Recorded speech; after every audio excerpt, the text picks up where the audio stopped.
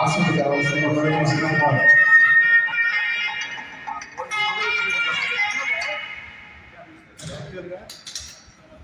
గౌరవ కొత్తగూడెం నియోజకవర్గ శాసనసభ్యులు శ్రీ పూర్ణనేని సాంబశివరావు గారికి స్వాగతం సుస్వాగతం. మరొక మంచి ఆలోచన మన డాక్టర్ గారికి రావటం, దానికి అనుబంధంగా బాలోత్సవ కార్యక్రమం అనే బాలోత్సవ పేరు ఆయన మనసులో అంకురించడం, అంకురార్పణ చేసుకోవటం. ఆ బాలోత్సవం అది చిన్న మొక్క, ఆ అంకురం రాష్ట్ర వ్యాప్తంగా, అలాగే కొన్ని ఇతర రాష్ట్రాల్లో తెలుగు మాట్లాడేవారు అందరూ కూడా, ఆఖరకు దేశవ్యాప్తంగా కూడా బాలోత్సవం అనేది ఒక తెలుగు వారి ప్రతిష్టాత్మకమైనటువంటి ఒక పండగ దినోత్సవంగా అటువంటి ఖ్యాతి సంపాదించడం, దానికి మూల సూత్రధారులు, దానికి బ్యాక్ బోన్ లాగా ఉన్నటువంటి డాక్టర్ రమేష్ బాబు గారికి కూడా ఈ సందర్భంగా మనస్ఫూర్తిగా నేను అభినందన తెలియజేస్తున్నాను. ఇంకో మంచి టీం ఉందా, ఇంకా పేర్లన్నీ చెప్పాలని పనిలేదు. ఆ మంచి టీముని, అదే నాయకత్వ లక్షణం. సమర్థత, అదే సమర్థత అంటే మంచి పనికైనా సమర్థత కావాలి, చెడు పనికైనా సమర్థత కావాలి, నాయకుడికి సమర్థత కావాలి, నిర్వాహకుడికి సమర్థత కావాలి, ఒక మేనేజర్కి కూడా సమర్థత కావాలి, పరిశ్రమ నడిపేవాడికి సమర్థత కావాలి, ఒక స్కూల్ నడిపేవాడికి సమర్థత కావాలి. ఏ సంస్థలైనా సమర్థత అనేది, ఎఫిషియన్సీ అనేది దానికి అది ఒక మూల పెట్టుబడి లాంటిది, ఏ వ్యవస్థ కానీ సరే. ఆ విధంగా సమర్థవంతంగా బాలోత్సవాన్ని దశ దిశలా దాని కీర్తి ప్రతిష్టలు వ్యాపింపజేసిన రమేష్ బాబు గారికి, ఆయన చెప్పారంటే ఆయన టీం మొత్తానికి చెప్పినట్టు. మన కొత్తగూడెం ప్రజలందరి తరఫున, రాష్ట్ర ప్రజలందరి తరఫున అది వేరు. ఎందుకంటే మన దగ్గర మన ప్రాంతంలో వ్యవస్థీకరించబడినటువంటి వ్యవస్థ కాబట్టి మనందరి తరఫున మరొకసారి రమేష్ బాబు గారికి, ఆయన టీంకు మనస్ఫూర్తిగా కృతజ్ఞతలు, అభినందనలు తెలియజేస్తాం. అలాగే ఇంకా కొన్ని కర్తవ్యాలు ఉన్నాయి. సరే, నిన్న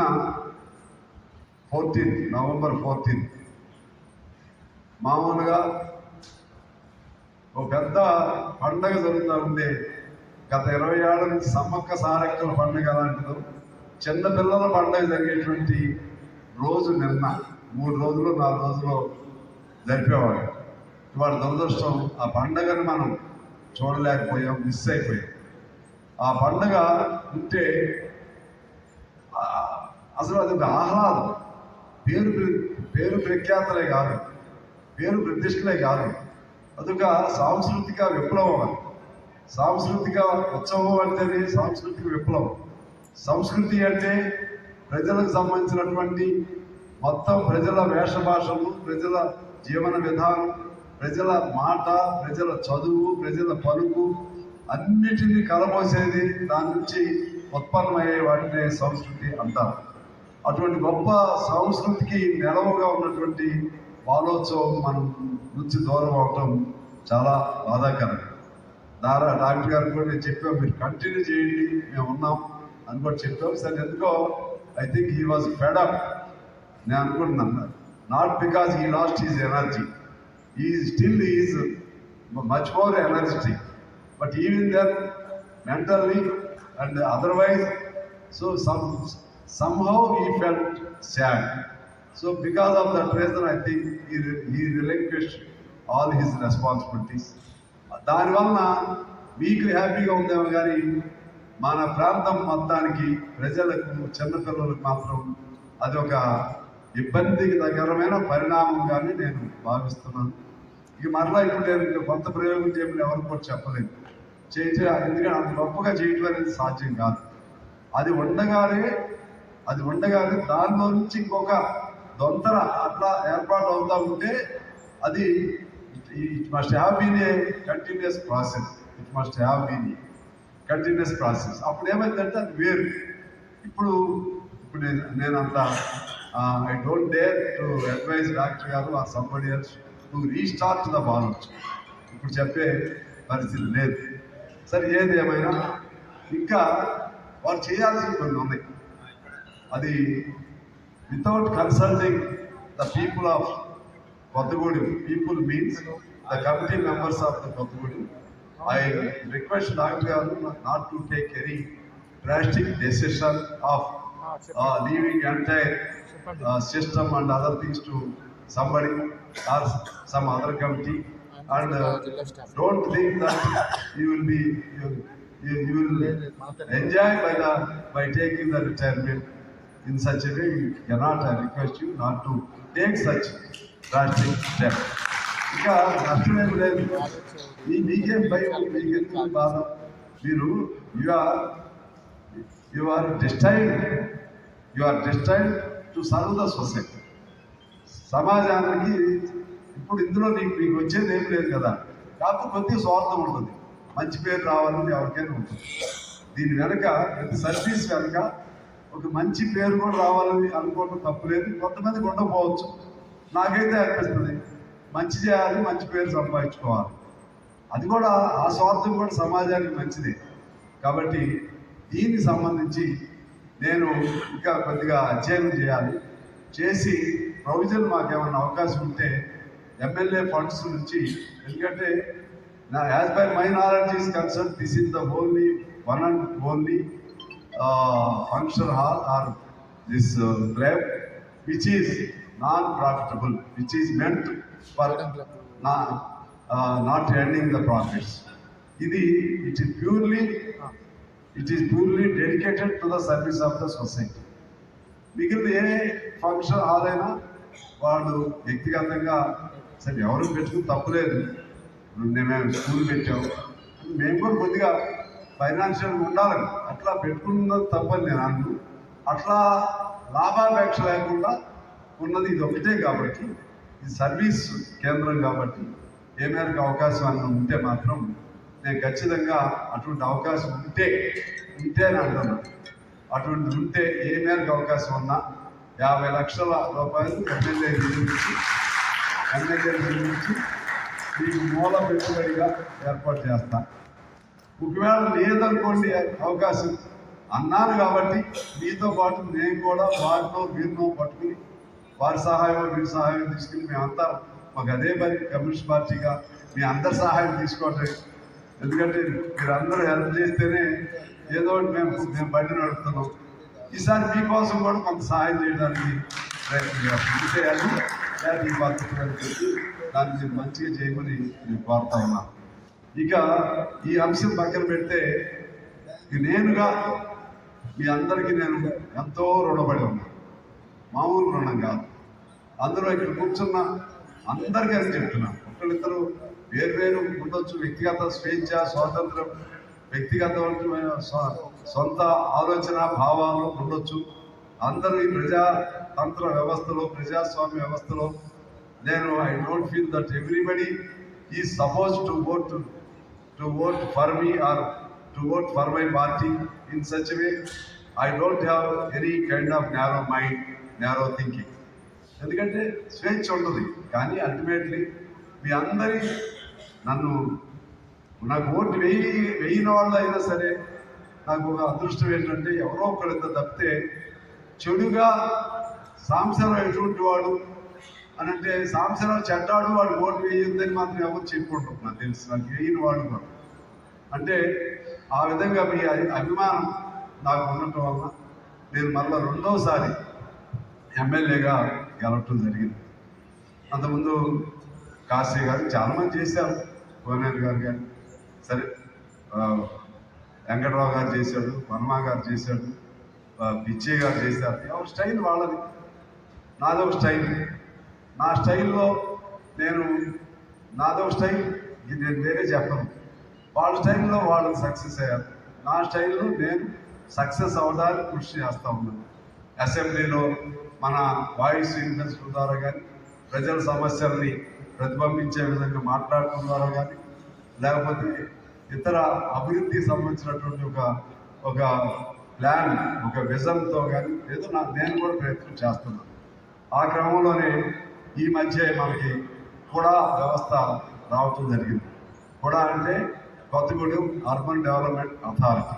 దానివలన ఇమీడియట్ రిజల్ట్ అనేది చెప్పను, కానీ మొత్తం మీద ఇక నుంచి Kothagudem is known as it is elevated from the status of the town to city. నగరం, పట్టణం వల్ల నగరం అయింది. ఇంకోటి మీకు చెప్పాలంటే దీని వెనక ఇంకొక పెద్ద బెనిఫిట్ ఏంటంటే we combine both Palvancha as well as Kothagudem as a single unit. ఇప్పుడేంటి, రేపు నియోజకవర్గాల పొందికి ఏదైనా వస్తే ఇక అందరం ఈ పాల్వంచ కూడా పార్ట్ ఆఫ్ కొత్తగూడెం, నువ్వు ఎడగొట్టి అటు తీసుకెళ్తాం. అది ఇది ఒకటి అయిపోయింది. ఈ రెండు కలిపి కొత్తగూడెం అర్బన్ డెవలప్మెంట్ అంటే ఈ రెండు కూడా జంట నగరాలలాగా మన రాష్ట్రంలో హైదరాబాద్, సికింద్రాబాద్ తర్వాత వరంగల్, హనుమకొండ తర్వాత మనదే మూడో ప్లేస్ మనదే. అందుకని ఇంకా ఆ భయం లేదు. మనకి అర్బన్ డెవలప్మెంట్ అథారిటీ వలన డెవలప్మెంట్ అది బాగా దీన్ని వెడగొట్టి ముక్కలు చేసేటువంటి ప్రమాదం అయితే లేదు. అలాగే మనకి ఇంకా ఎయిర్పోర్ట్కి సంబంధించి చాలా ప్రయత్నాలు చేస్తున్నాం, చాలా సీరియస్ ప్రయత్నాలు చేస్తున్నాం. రేపు మళ్ళీ 28, 29, 30 మన చంద్ర పూర్ణతో కూడా చెప్పారు, రామ్మోహన్ గారితో కూడా టైం ఏదైనా వాళ్ళకి తెలిసిన ఆయన అక్కడ కూడా ఫిక్స్ చేయమని ఇక్కడ బాగా ప్రయత్నం చేస్తున్నాం. మన నిస్పార్చ్యూన్ ఏంటంటే అంతకుముందు మనది ఒక్కటే ఉంది, ఇప్పుడు ముందు వరంగల్కి ఇచ్చేసారు. అదేమో ఇదేమో గ్రీన్, ఏమంటారు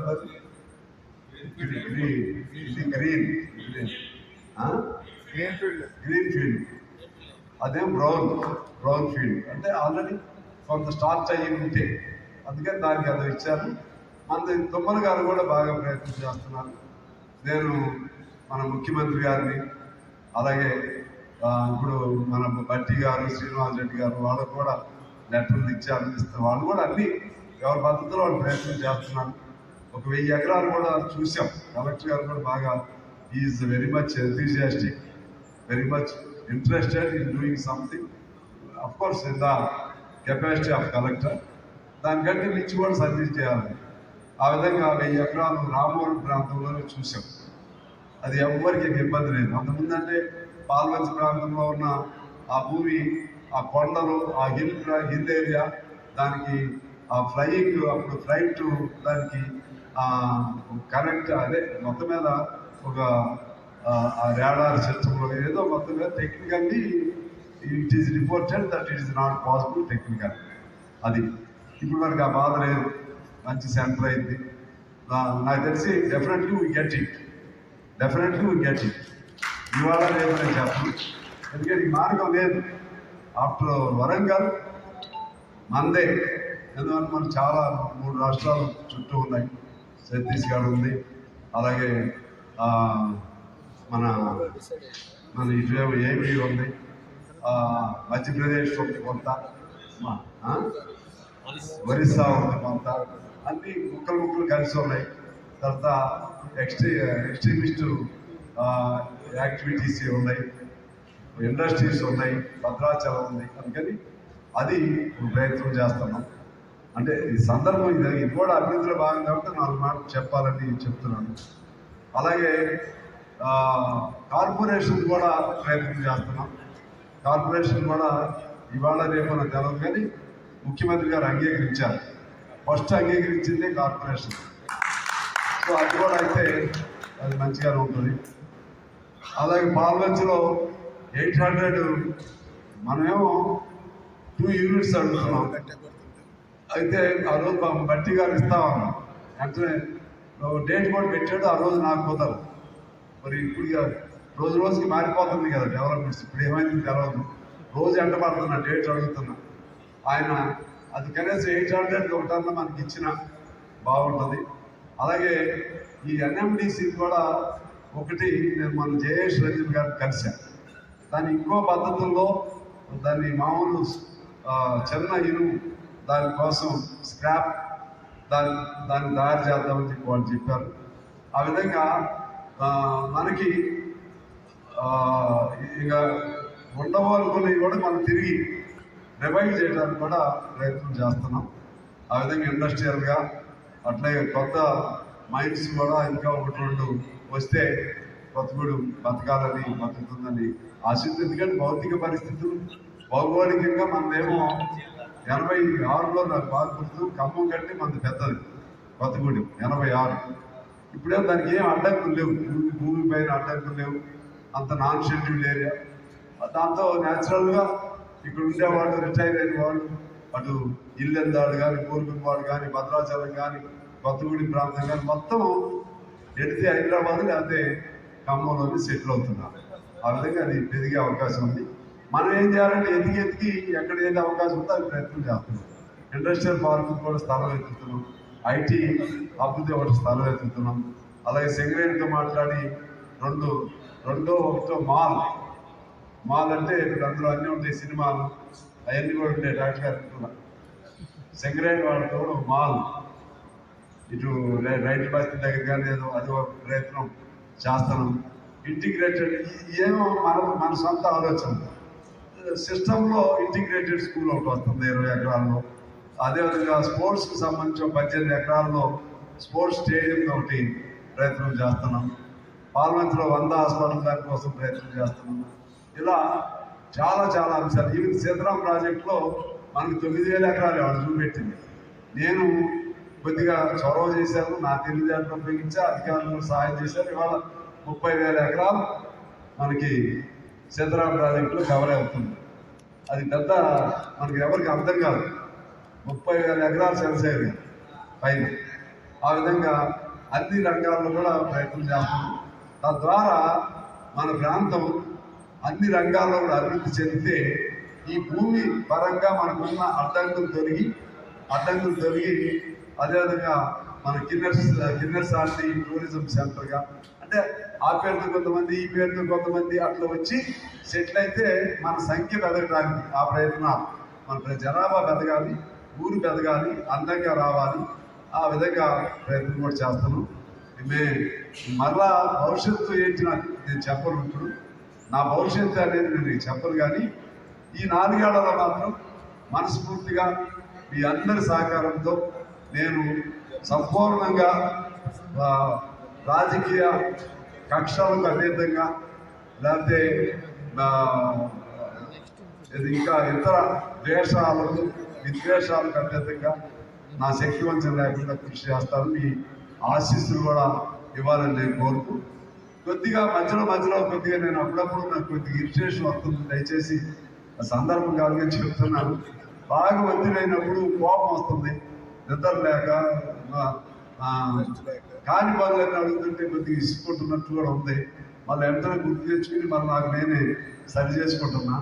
ఏదన్నా అటువంటి ఏమన్నా వెనకట్లాగా ఫ్రీగా నేను మాట్లాడలేకపోయినా కూడా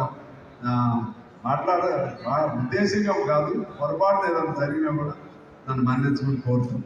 అల్టిమేట్గా మరొకసారి ఈ క్లబ్ మన కొత్తగూడు విశిష్టతకు నెలవుగా, విశిష్టతకు మారుపేరుగా ఆ సాంస్కృతిక కార్యక్రమాలు ఎలా చేస్తారో తర్వాత ఆలోచన చేయండి. కానీ ముందైతే ఇది ఉండాలి. కొంతకాలం ఈ కర్తవ్యాలు ముందయ్యే వరకు రమేష్ బాబు గారి బాధ్యత కొనసాగాలని కోరుతుంది. నాకు ఈ అవకాశం ఇచ్చినందుకు మనస్ఫూర్తిగా నేను ఒక సామాన్యుడిలాగా కొత్తగూడికి వచ్చాను. సామాన్యుడిగా వచ్చినటువంటి నాకు ఇంత గొప్ప అవకాశం ఎమ్మెల్యేగా గెలవడం, మండల ప్రెసిడెంట్ గెలవడం లేదు. కానీ ఇది మన కీర్తి ప్రతిష్టలకు నెలవు. కొత్తగూడెం క్లబ్ అంటే ఈ సెంటర్ పాయింట్. దీనిలో ఒక చిన్న అవకాశం, ఒక ప్రారంభ అవకాశం నాకు కల్పించినందుకు మరొకసారి రమేష్ బాబు గారికి, మీ టీం మొత్తానికి ధన్యవాదాలు, నమస్కారాలు తెలియజేస్తూ సెలవు తీసుకుంటున్నాను. Thank you.